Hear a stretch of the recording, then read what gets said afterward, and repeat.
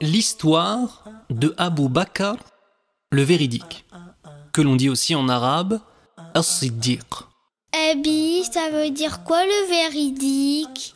Le véridique est celui qui dit toujours la vérité, mais qui aussi fait partie des premiers à avoir dit clairement que le prophète Mohammed sallallahu alayhi wa sallam disait toujours la vérité. Abu Bakr As-Siddiq. Essaie de répéter après moi. Abu Bakr. Abi, je sais pas le reste. Déjà, ça veut dire quoi le reste? Abu Bakr le véridique. Abu Bakr, c'est bien. Masha'Allah, c'est très bien. Aujourd'hui donc, je vais vous raconter son histoire radiyallahu anhu. J'ai dit, Abi, je sais pas comment on dit. Ah, je sais. Tu as peut-être l'habitude de dire sallallahu alayhi wa sallam, que l'on dit après avoir mentionné le nom du prophète Mohammed sallallahu alayhi wa sallam. Mais aujourd'hui, nous allons apprendre ensemble une nouvelle parole à dire qui est radiyallahu anhu. Répète après moi. Radiyallahu anhu. Très bien. Eh bien, cette parole, on la dira à chaque fois que l'on mentionnera, que l'on dira le nom d'un compagnon du prophète sallallahu alayhi wa sallam. Les compagnons sont ceux qui ont vécu en même temps que lui et qui l'ont connu et qui étaient des musulmans, des musulmans. Abu Bakr, donc, était l'homme le plus proche et le plus aimé de notre prophète bien-aimé, Mohammed sallallahu alayhi wa sallam. Nous allons découvrir ensemble qui était cet homme, ses qualités, ainsi que les choses extraordinaires qu'il a faites pour mériter tant d'amour du prophète Mohammed sallallahu alayhi wa sallam, le meilleur homme sur cette terre. Abu Bakr radiyallahu anhu vivait à la Mecque. La Mecque est une ville que tu connais peut-être déjà. Tu as certainement vu à la télé la grande boîte noire vers laquelle les musulmans se dirigent pour prier. Cette grande boîte noire, on appelle ça la Kaaba. Et peut-être même que ton papa et ta maman, ton abi et ta ummi sont déjà partis au Hajj ou à la Umrah, au petit pèlerinage ou au grand pèlerinage. Si c'est le cas, demande-leur, ils te montreront plein de photos de ce magnifique voyage. À la Mecque donc, dans la même ville que le prophète Mohammed sallallahu alayhi wa sallam, et il avait presque le même âge. En fait, il était plus jeune de 2 années, de 2 ans seulement. À cette époque, l'islam n'était pas encore arrivé. Certains habitants de la Mecque, comme les Quraysh, croyaient en des statuettes et des idoles.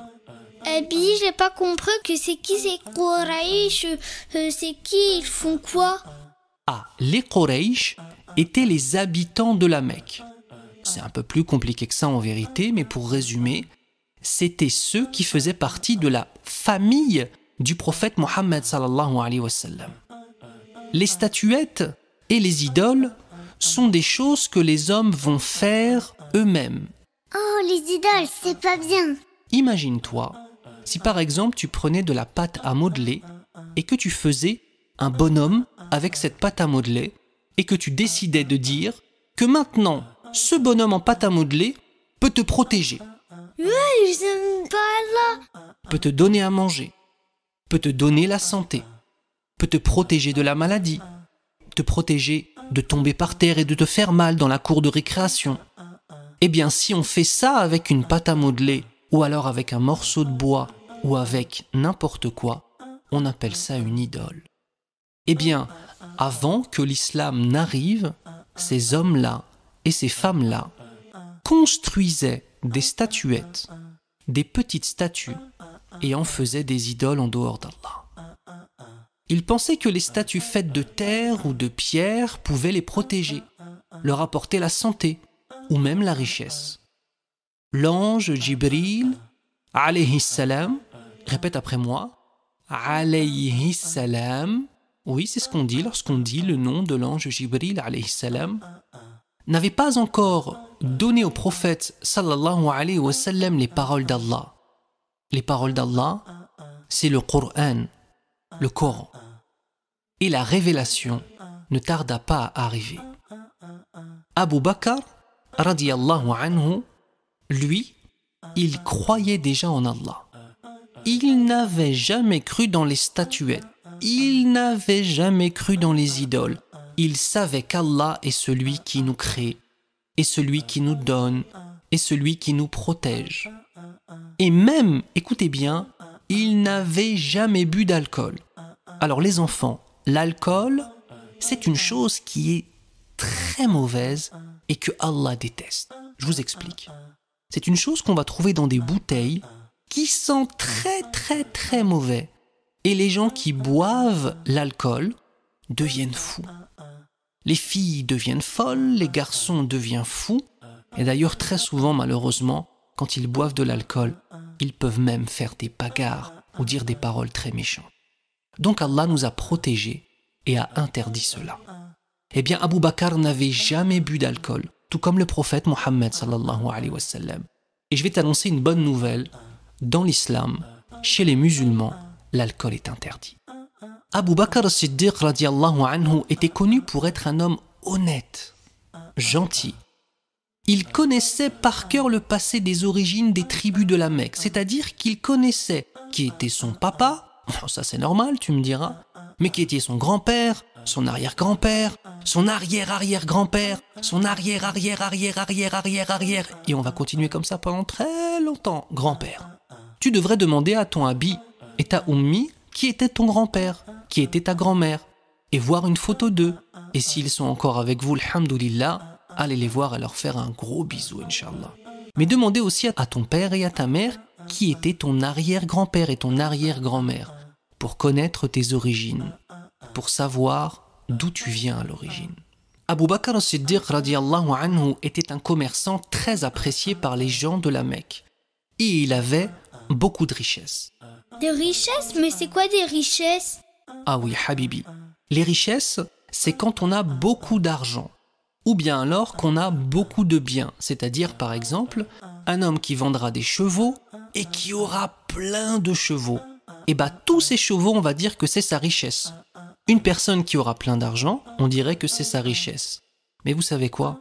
Pour nous les musulmans, notre richesse, c'est notre foi, la croyance en Allah.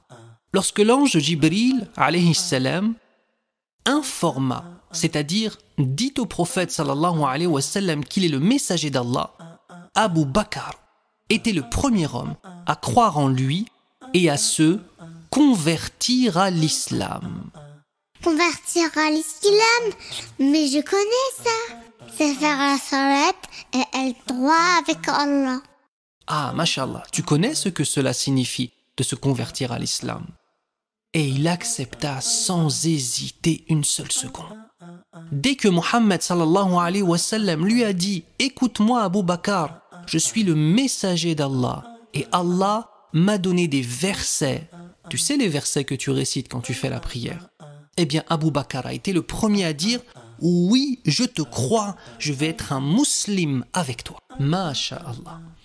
Il connaissait notre prophète sallallahu alayhi wa sallam et ne pouvait douter de son honnêteté. Le prophète le surnomma Abu Bakr Siddiq, radiyallahu anhu, car il croyait fermement, c'est-à-dire de façon sûre, et il le disait à voix haute. Il croyait fermement en Allah. Il était fier d'être un musulman, de croire en Allah, tout comme toi, Inch'Allah. D'autres personnes après lui suivirent le messager d'Allah, sallallahu alayhi wa sallam. Il faisait la da'wa autour de lui. La da'wa, c'est quoi, Abi? Il appelait les gens à l'islam. Eh oui, Habibi, tu connais bien la da'wa. La da'wa, c'est quand toi, en tant que musulman ou en tant que musulmane, tu vas aller voir les gens et leur parler de ce qu'est l'islam. Et tu sais quoi? La da'wa va se faire par ton comportement. Quand les gens voient un petit musulman ou une petite muslima qui agit bien, qui est poli, tabarakallah, sache qu'Allah est en train de faire de toi un exemple. Il y aura donc la da'wa avec tes paroles aussi. La da'wa par ton comportement.